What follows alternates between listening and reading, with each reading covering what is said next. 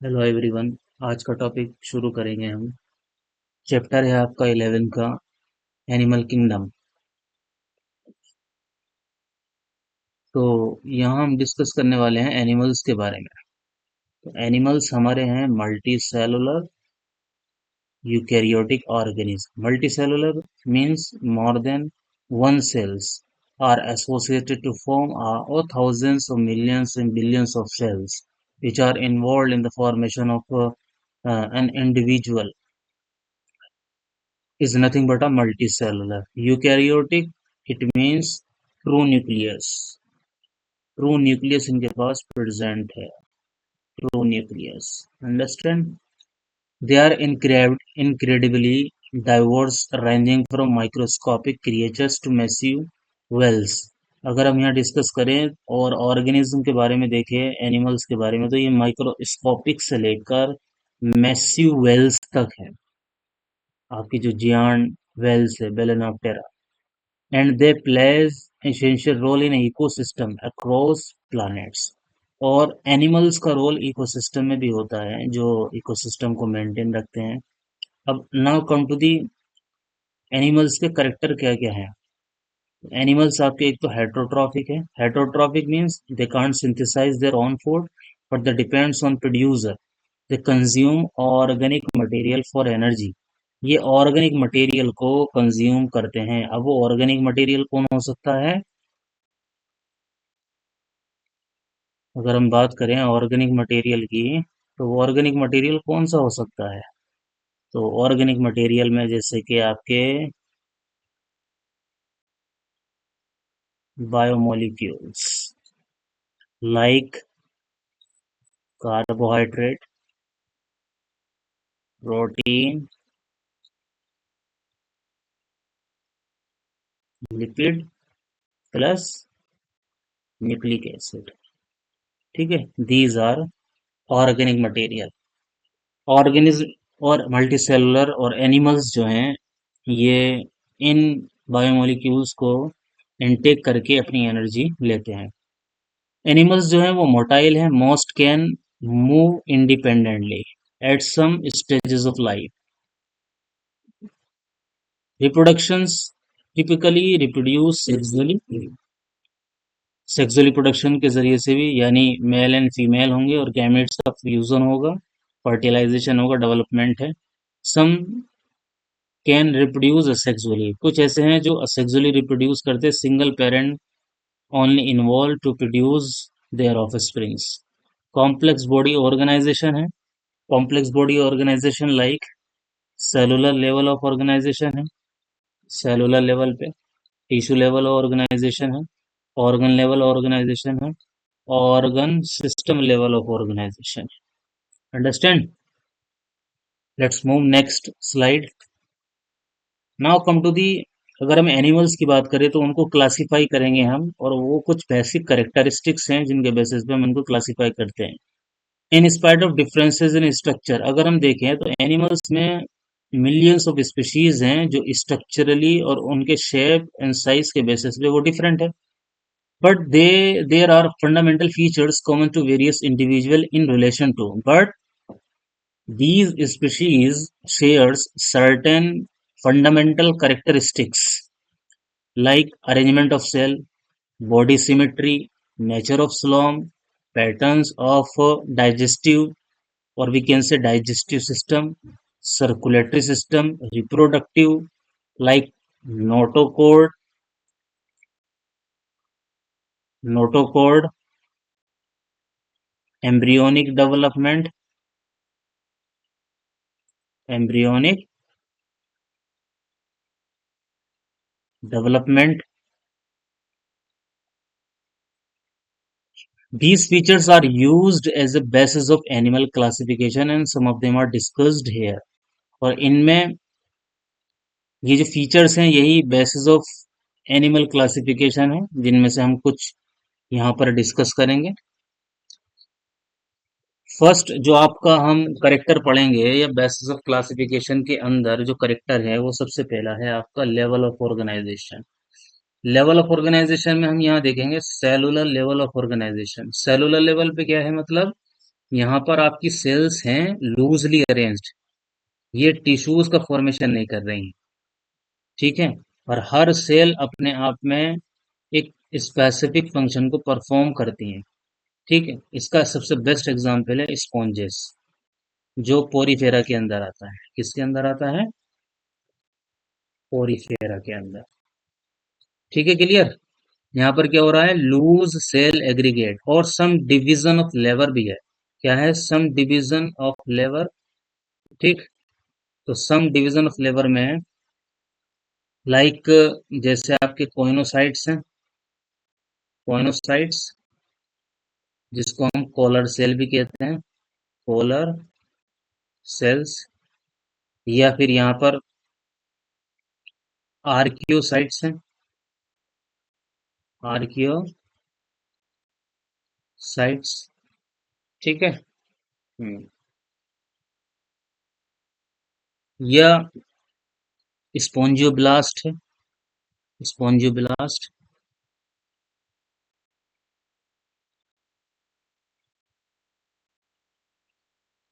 तो देखिए कोइनोसाइट जो है ये कॉलर सेल है और इनके पास फ्लैजिला होता है, ठीक। अब ये कंटिन्यूअसली बीट करती है जिसकी वजह से वाटर एंटर करता है कैनाल सिस्टम में, ओस्टिया में और स्पॉन्जोसील में, ठीक है। तो इसका एक पर्टिकुलर अलग से एक फंक्शन हो गया।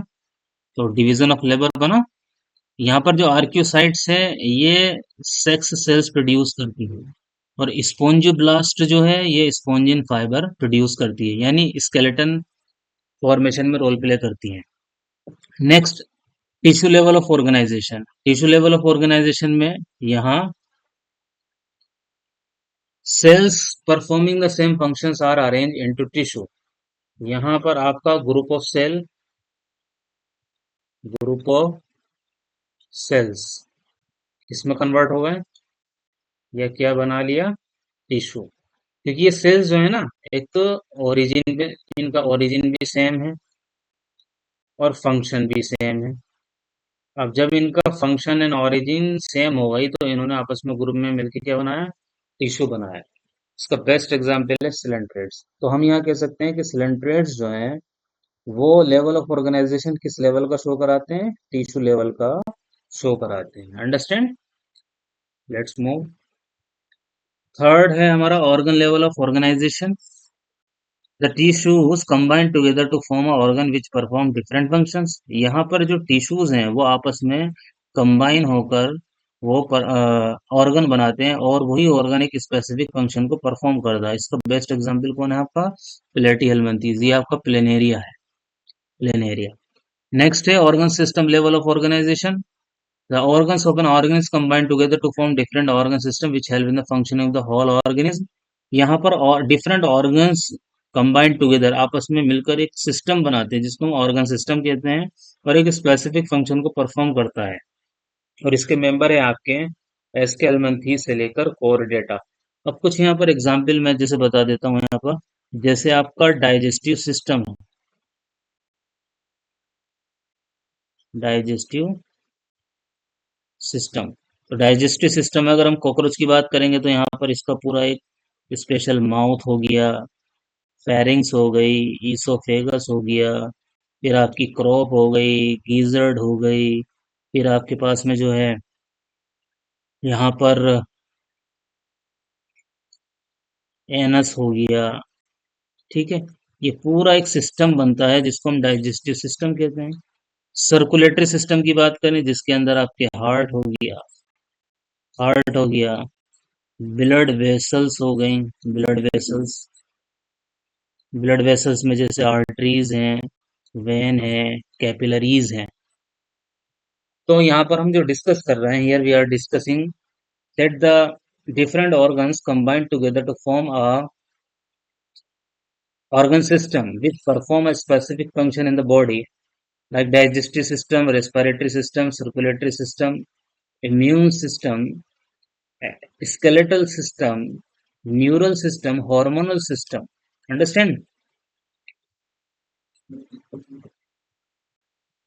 Now next character है symmetry. सिमेट्री क्या है, it is the arrangement of the body organs on either side of the main axis of the body. यहाँ से फॉर एग्जांपल हमने एक एक्सिस ले ली, एक ऑर्गेनिज्म है, इधर भी इसके बॉडी पार्ट्स हैं और इधर भी इसके क्या हैं, बॉडी पार्ट्स हैं। अब इस एक्सिस पे बॉडी पार्ट्स का जो अरेंजमेंट है वही हमारा क्या कहलाता है, सिमेट्री कहलाता है। It is the arrangement of the body organs on either side of the main axis of the body. It is of two type, ये एसिमेट्री और सिमेट्री। एसिमेट्री के केस की बात करें तो यहाँ पर body of an organism can not be divided into two equal identical halves in any plane. यहाँ पर बॉडी दो में डिवाइड नहीं हो सकती है। ये एक से फॉर एग्जांपल इरेगुलर टाइप की बॉडी होती है, तो इसको अगर हम कट करें तो ये इक्वल पार्ट में डिवाइड नहीं होती। इसका बेस्ट एग्जांपल आपके पास में जैसे एसिमेट्री के केसेस में मोस्टली जो स्पॉन्जेस होते हैं, फ्यू मेंबर्स हैं मोलस्का के भी, ठीक है, क्लियर। इनकी जो सिमेट्री है वो एसिमेट्रिकल है। और यहाँ कुछ मोलस्क है, जैसे ये देख रहे होंगे आप, पाइला ग्लोबोसा, ठीक है। वैसे अगर हम देखें मोलस्क का, वैसे मोस्ट ऑफ केसेस में मोलस्क का जो है बायलैटरल सिमेट्री होता है, बायलैटरल सिमेट्री। मगर टॉर्जन इफेक्ट की वजह से ये बायलैटरल लार्वल स्टेज में तो रहता, मगर डेवलपमेंट के दौरान में टॉर्जन इफेक्ट की वजह से ये बायलैटरल किस में कन्वर्ट हो जाता है, एसिमेट्रिकल हो जाता है। अब सिमेट्री में भी when the body of an organism can be divided into two identical halves in one और मोर प्लेन, यानी ये एक हमारी बॉडी है, मान लीजिए, या तो एक प्लेन या कई सारे प्लेन।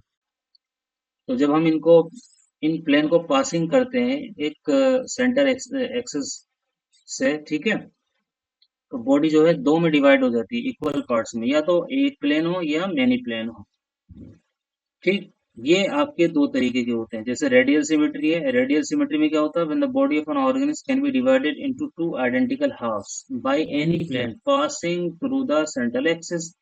ये एक हाइड्रा है, इसको आप इधर से भी कट कर रहे हैं, इधर से भी कट कर रहे हैं, इधर से भी कट कर रहे हैं, तो आपको जो है इक्वल पार्ट्स में बॉडी डिवाइड हो रही है। और एनी प्लेन, याद रखिएगा, keep it in your mind that in case of radial symmetry, any plane, not only single plane, any plane passing through the central axis, the body is divided into two equal parts like Coelenterata, Ctenophora और Echinoderms का adult form, ठीक है। Echinoderms की कौन सी form है, adult form है।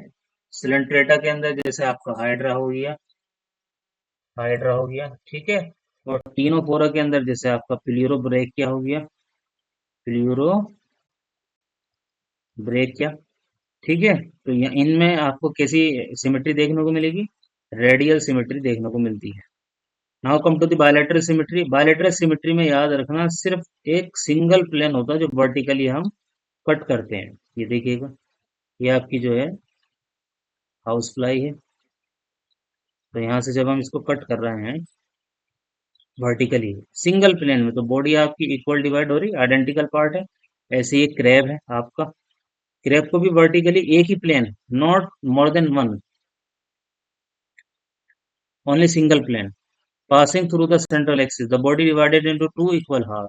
तो bilateral symmetry में क्या होता है, एक ही प्लेन हमें पास करना पड़ता है सेंट्रल एक्सिस से, लाइक प्लेटिहेल्मिन्थेस से लेकर कॉर्डेट्स तक। लार्वल स्टेज किसकी, इकानोडर्म्स की, accept adult.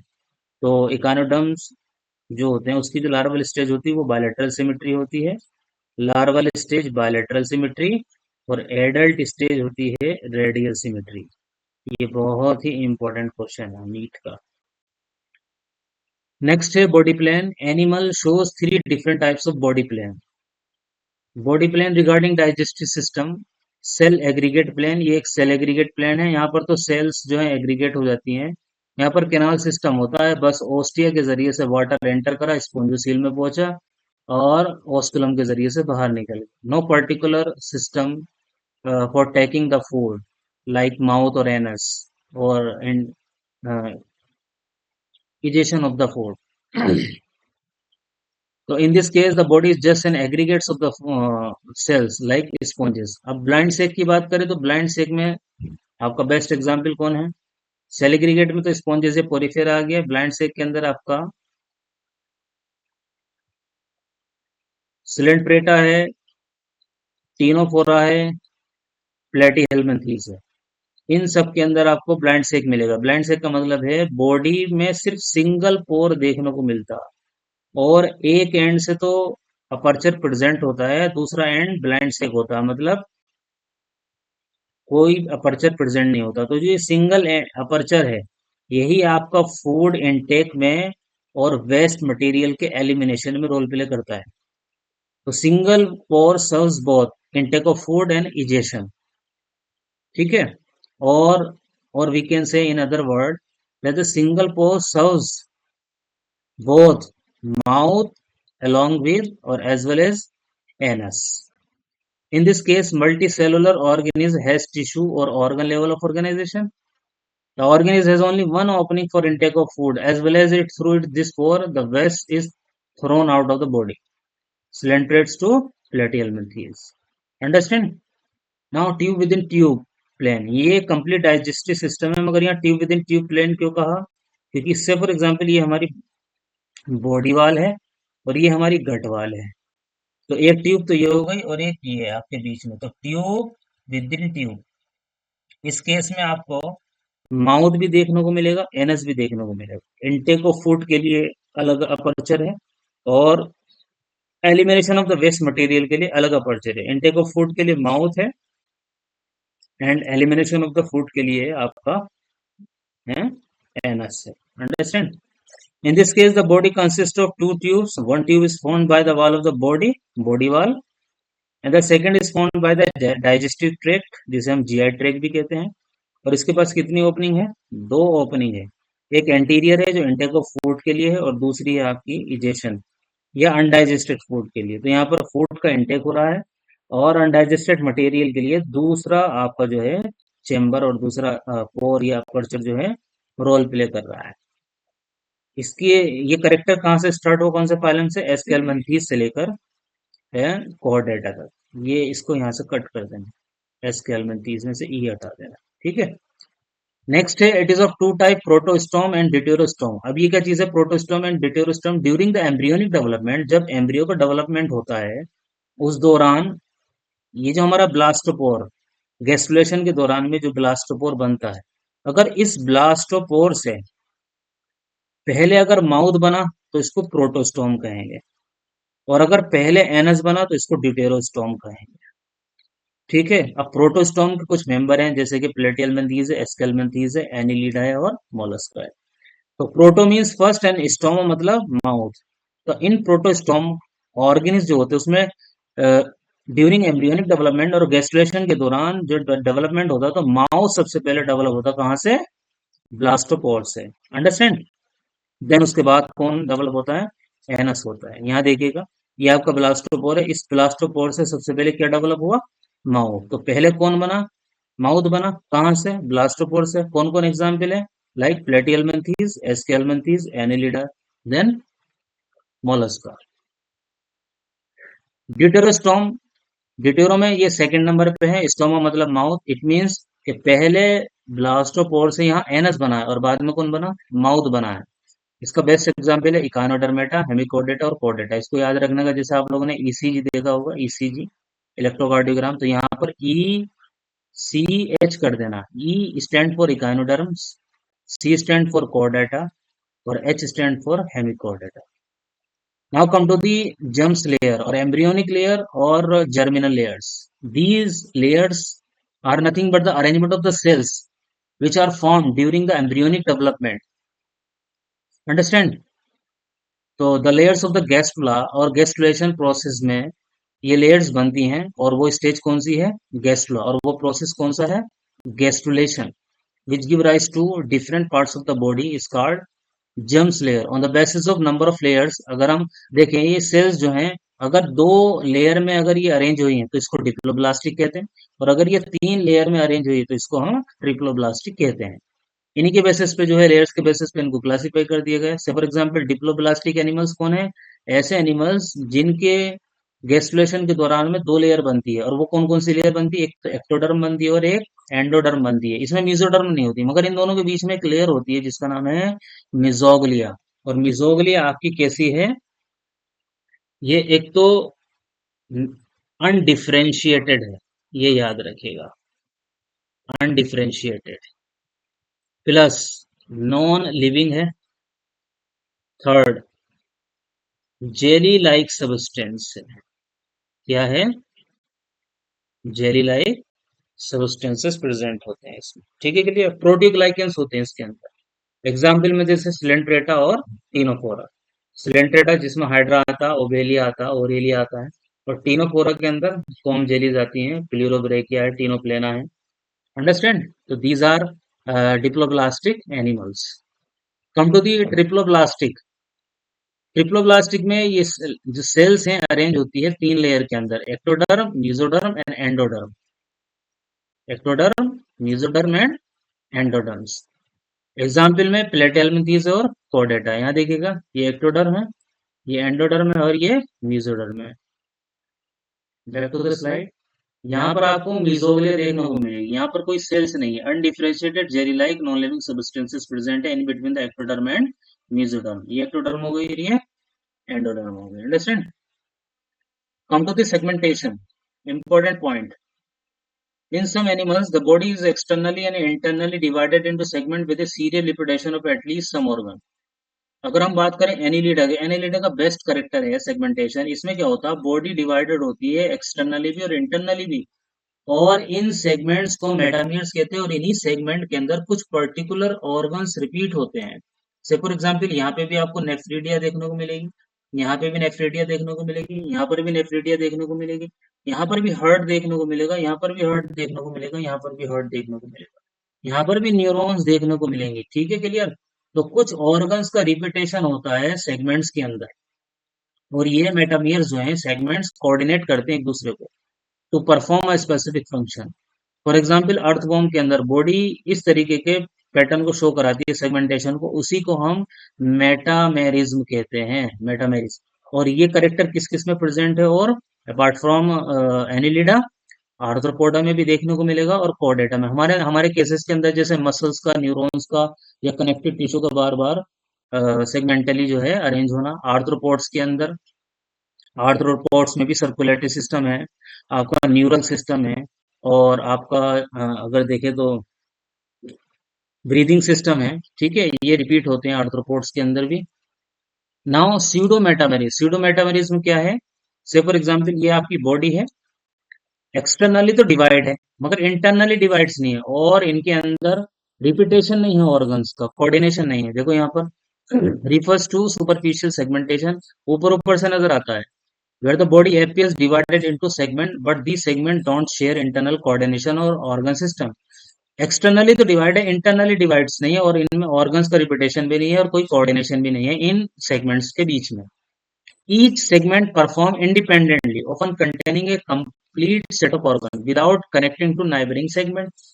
Already I discussed with you कि इन सेगमेंट्स में आपस में कोई कोऑर्डिनेशन नहीं होता है, हर एक सेगमेंट में अलग अलग ऑर्गन्स हैं।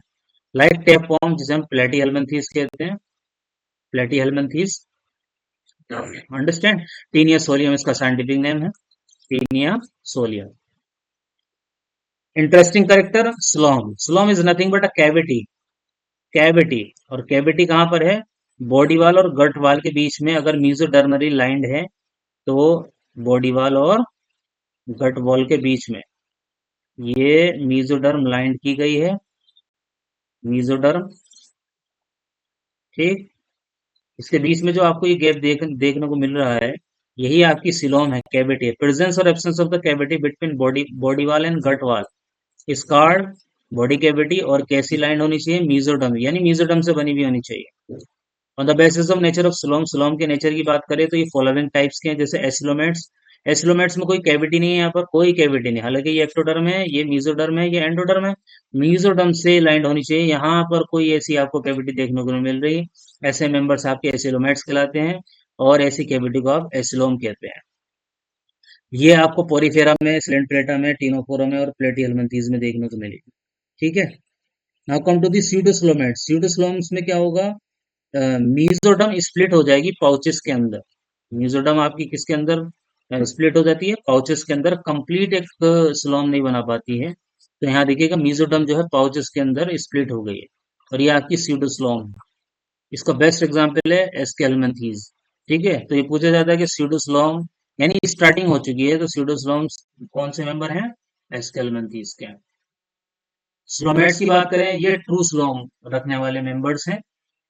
ठीक, यहाँ पर देखिएगा एक्टोडर्म हो गई, ये मीजोडर्म देखो ये लाइन है, देखो गट वाल को भी लाइन कर रही है और बॉडी वाल को भी लाइन करेगी। तो गट वाल और बॉडी वाल को लाइन करने वाली ये जो बीच में स्पेस है, यही क्या कहलाती है? आपकी सिलोम कहलाती है। अब डेवलपमेंट के अकॉर्डिंग ये दो तरीके के होते हैं, शाइजोस्लोम और एंटरोस्लोम।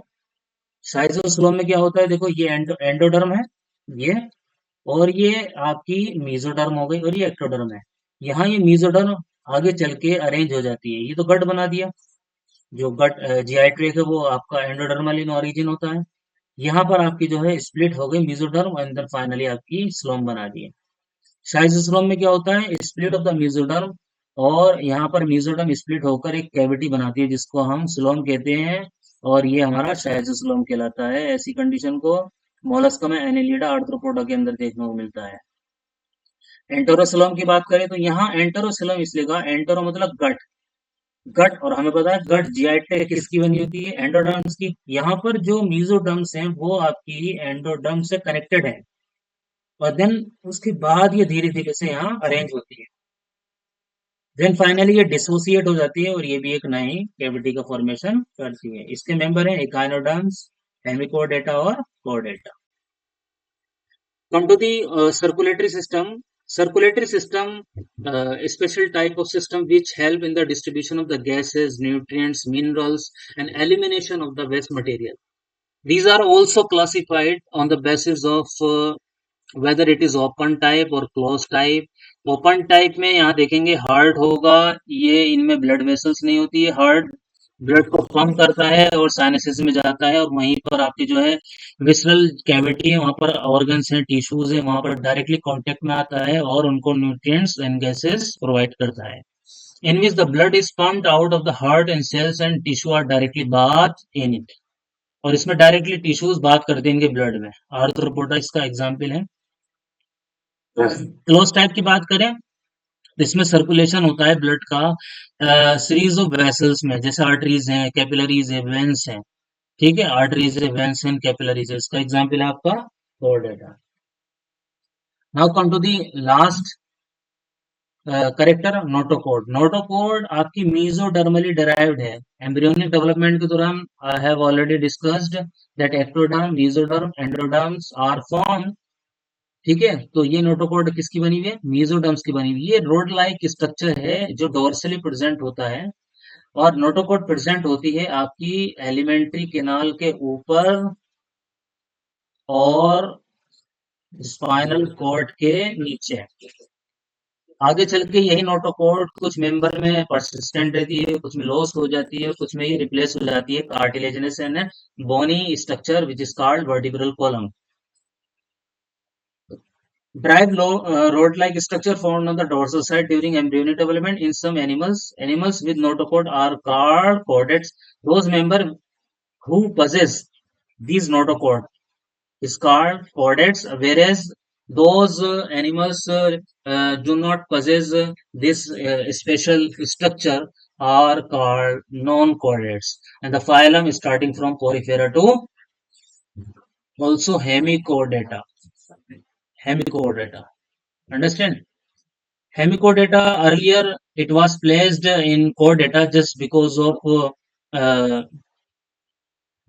some scientists felt that appearance of a notochord, which is nothing but a stomochord at the part of the gut.